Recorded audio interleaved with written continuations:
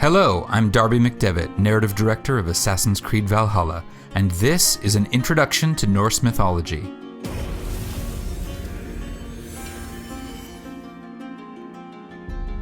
Assassin's Creed Valhalla takes place in an era that marks the gradual transition from the pagan religions of old Europe to modern Christianity. In England, where most of our story is set, the Christian faith has recently gained a firm foothold, but there are still many pagan religions flourishing. Most notable of these is the pantheon of gods worshipped by the Norse people who lived in the regions we now call Norway, Sweden, and Denmark.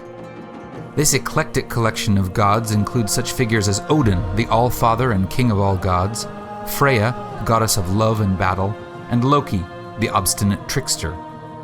For all the Norse characters in our story, including our protagonist Eivor, these gods and the stories about them constitute a living religion.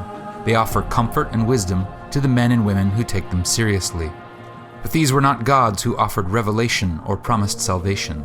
Similar to the Greco-Roman gods, the Norse gods were not paragons of virtue, nor were they beings to which anyone should aspire, for they were as changeable as the seasons and as unpredictable as the weather.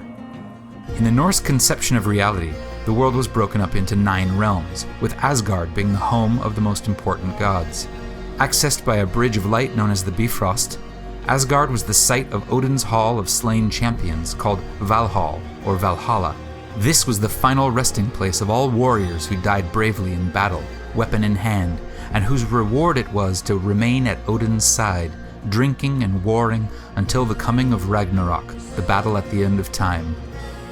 As one might expect from a people who valued courage and honor, the Norse approached their gods somewhat bluntly.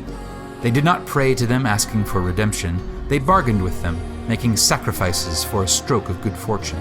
Where virtue and sin and redemption are hallmarks of the Christian faith, for the Norse sensibility, ideas like honor and reputation held much greater sway. But this does not mean that the Norse religion lacked notions of goodness or ethics. Through sources like the poetic Edda, we can find, amid tales of debauchery, deceit, and cruelty, passages of great beauty and common sense. In a poem called the Havamal, ostensibly written by Odin himself, we find this verse: "The unwise man lies awake all night, pondering everything over and over, and when morning comes, his mind is weary, and his burdens have not yet lifted." Wise words from the All-Father, so do as he says and stop your worrying.